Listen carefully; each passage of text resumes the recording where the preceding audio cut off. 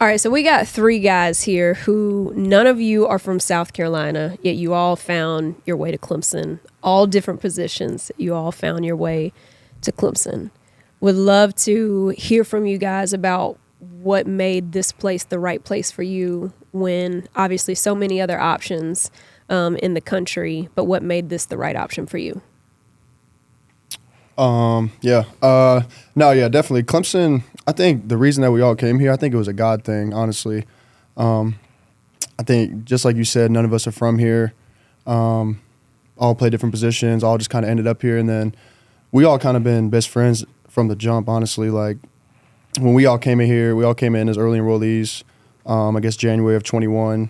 We all got here, didn't really know anything else, kind of just trying to figure out how to be a Clemson player, how to live on my own, how to do stuff on my own, kind of just trying to figure everything out. And then, these are two of the guys that God just put in my life right from the jump that were just always there supporting me, there for me at my highs, at my lows, and kind of just been there for me. But back to why I chose Clemson, I would say just as a recruit, being highly recruited, having a lot of opportunities to go play places. I think the thing that made Clemson right for me was just I felt valued here. I felt wanted.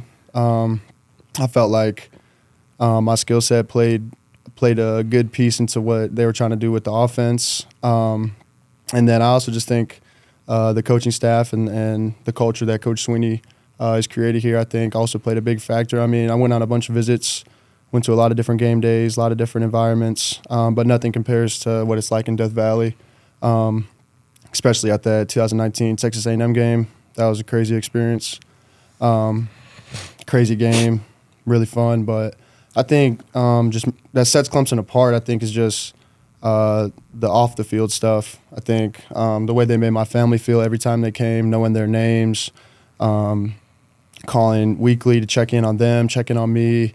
And then another thing would just be being the only tight end that they offered it within my class. I think that stood out to me a lot among everything else, just showing that they wanted me, valued me, and kind of just really just made me feel like this is where I was supposed to go. So I've had a lot of good times here, a couple low times too, but I think everything's worked out for the good, and I think the best is still yet to come. So my decision to come to Clemson really just came from I was just looking for a family culture place, 'cause that's what I'm big on back home, and I just wanted that feeling. And when I came to Clemson, I felt it right away. Everybody in the building was just very welcoming to me. It seemed personal, it didn't seem fake, so I really respected that. When my family came here, I mean, they had nothing but good things to say about Clemson, and I could see it in their eyes. Like, they really felt at home at this place as well as I. And then, yeah, like Jake said, I mean, if you're at that Texas A&M 2019 game, like, you just got the feeling like this was the place to be. I remember it was electric. I remember I'm on the hill, and they go down the hill once the cannon goes off, and I'm just like, yo, I got to get here ASAP. So, I mean, that's when I made my decision to come here. But yeah. And Phil, you obviously your story, which I know you'll get into it, but you had a 7th grade coach who is now here at Clemson, right, in Mickey Kahn. And so did that influence your decision at all? You also had Wayne Gallman, who went to the same high school as you down in Grayson, Georgia. Did that play any role, or was it all about, what you felt and what you experienced when you came here? That definitely played part of a role, but also what I felt and experienced as I came here. Like you said, you had a couple guys from my high school come here, like Chase Bryce, Nick Schuessler. Obviously, that connection with Coach Kahn made me really pay attention to Clemson. I didn't really know much as a younger guy. My family wasn't from here. I was just kind of just navigating through it, all this happening. But one thing I did know is that, when I visited Clemson, it felt like home. It's only 2 hours up the road, so I felt like it was a great distance away. I love the people here. Coach Sweeney and his faith drew me here also, and as well as Paul Journey, I'd say. Just the opportunity to become a man while you're here at Clemson and not just a football player, just really attracted me and my parents. And that just really made the decision really easy. As soon as I got the offer, I really wanted to commit, and that's just what I did. That's a great point. You talk about, the development here of, not just being a football player, but being developed into great men. But you guys are so much more than football players. And Marcus, like, I think about you, right? I think about the work that you're doing back home with your nonprofit organization and the things that you do to give back to those schools so that children have the essential things that they need. Will you talk a little bit about that? And then I want you guys to come behind him and talk about something that you're passionate about, something that you want to do, whether you're already doing it now like Marcus is, or something that you want to implement once you're done playing the game. But I don't think a lot of people know about what you're doing back home, and would love to hear that. Yeah, so I have this thing called the Marcus Take Care Closet, and basically the mission is really just to get in Title I schools where there's not a lot of resources outside of a book bag, pen, and paper. This is more about stuff to wash your body with, toothpaste, clothes, shoes, any type of need, girl needs, anything they need just to get throughout the day. And I think the reason why I wanted to do it is because I feel like, when you're in elementary school, that's such a developing time of your life, and where you can build some confidence there. And really, I want to invest in the youth. I think it's important. What happens next in our lives, what's going on in the world, it's how we treat the youth now. And I really believe in that. So I just want to make sure, I can give these kids, an opportunity to feel confident in themselves when they walk into school, where they not have to worry about all these things that they don't have, that they need. And when they're in the school setting, they can just focus in on learning and bettering themselves.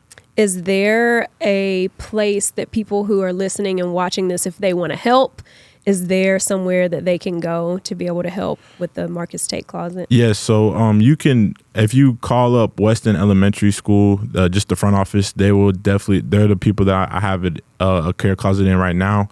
They will accept donations. Also, a link in my bio at MT257. You click on there, it takes you right where you could donate and all that stuff. And we're still trying to figure out what more schools at the moment, but yeah. Absolutely. Such good work. Like, round of applause to you, pat on your back, because it deserves it. Thank you. Like, that's incredible work. And you and I had a chance to sit down and talk about that. And I don't think a lot of people know that, they look at you guys and they just see these student athletes, but there's also work that you guys are doing that you're passionate about that has nothing to do with the game of football. So really proud of you. Right. And somebody needed to tell you that today. And that person just so happened to be me. I appreciate that. Thank you. What about you guys? Something that you're passionate about or something that you want to do when you're done with the game that will leave a lasting impact on people?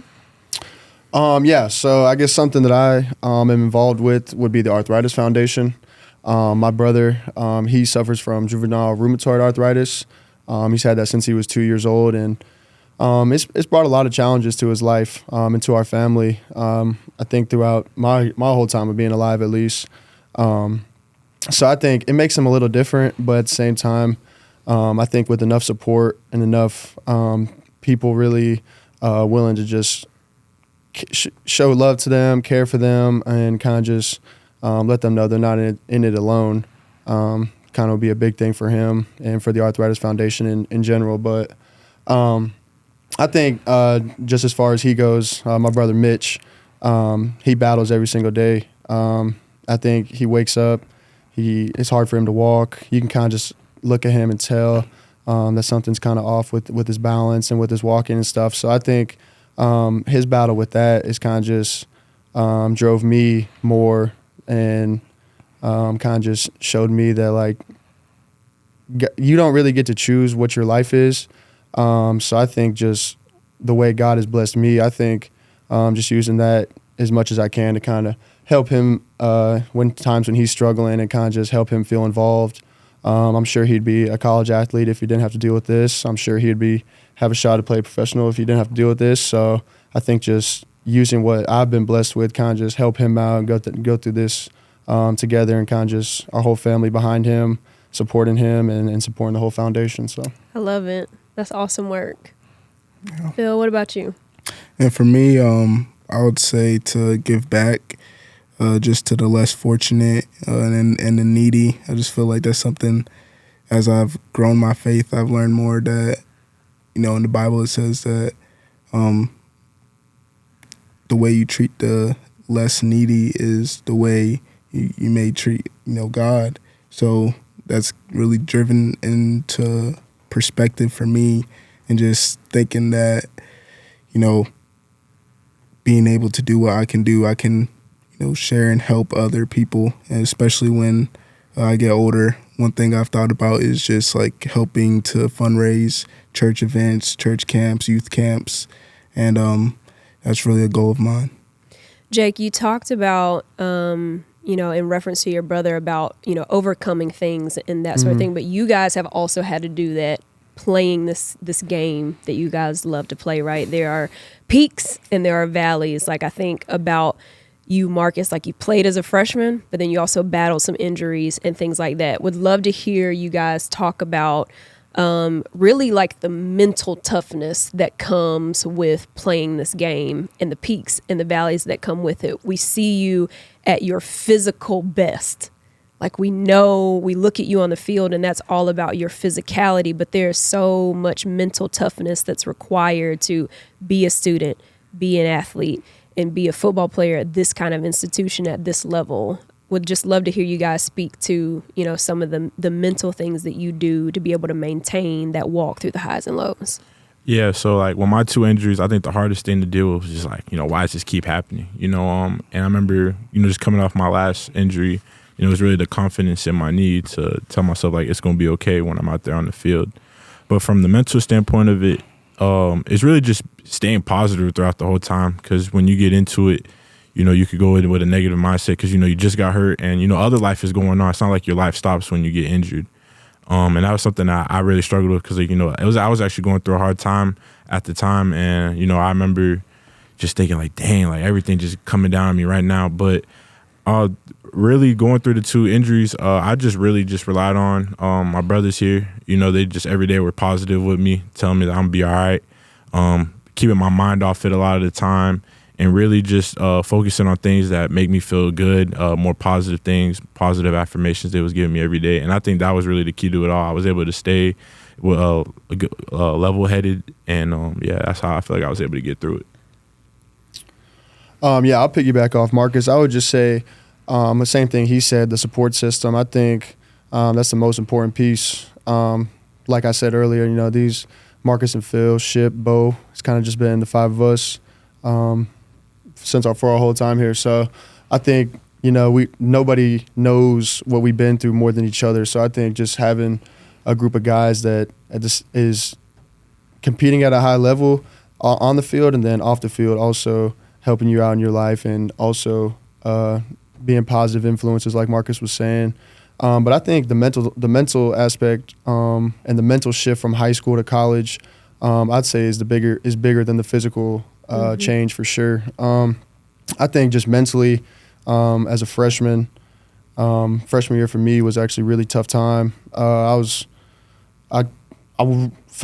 really just was confused. I felt like I was trying to figure out life, trying to figure out myself, figure out football, figure out school, and just trying to figure out how to balance everything at the same time. Also trying to figure out a new role on the team, being a young guy, being a new guy, and kind of just trying to figure out where I fit in and do my best at that. But I think the mental piece is it makes it hard just because it's so consistent. And I think being at where we're at now, being leaders on the team, being seniors, being guys that people look up to, I think it's even harder on the mental side now because you got to bring it every single day.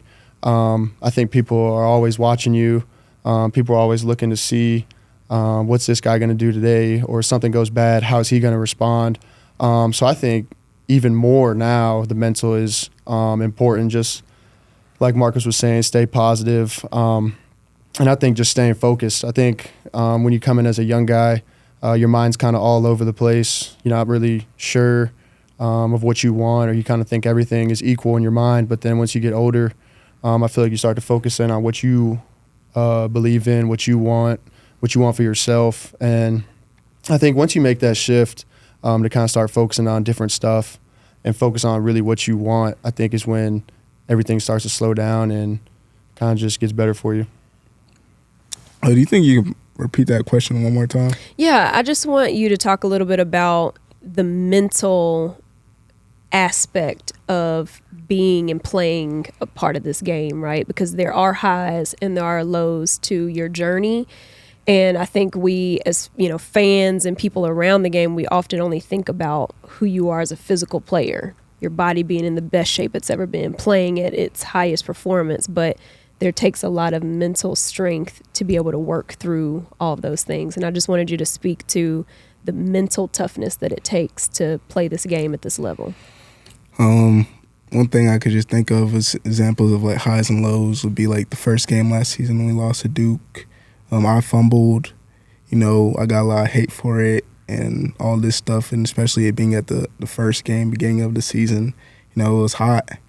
But what I did to personally get over all that was, like I said earlier, get in the Word, listen to who God says I am, and just keep believing. You just got to come back to work. Can't be discouraged. You got to just keep chipping at it, keep believing. And, that's just what we had to do. That's what it takes to play this game. You're going to get criticized. That's what you signed up for, though. So just got to keep going. And for a high, at the end of the season, we win the Gator Bowl at the last second. We felt like we were on top of the world. And with that, you just got to not get too high, not get too low. You got to stay consistent. Can't get a big head. From that, you just got to keep going, roll into his next season, keep working. You can never get complacent because someone's always working.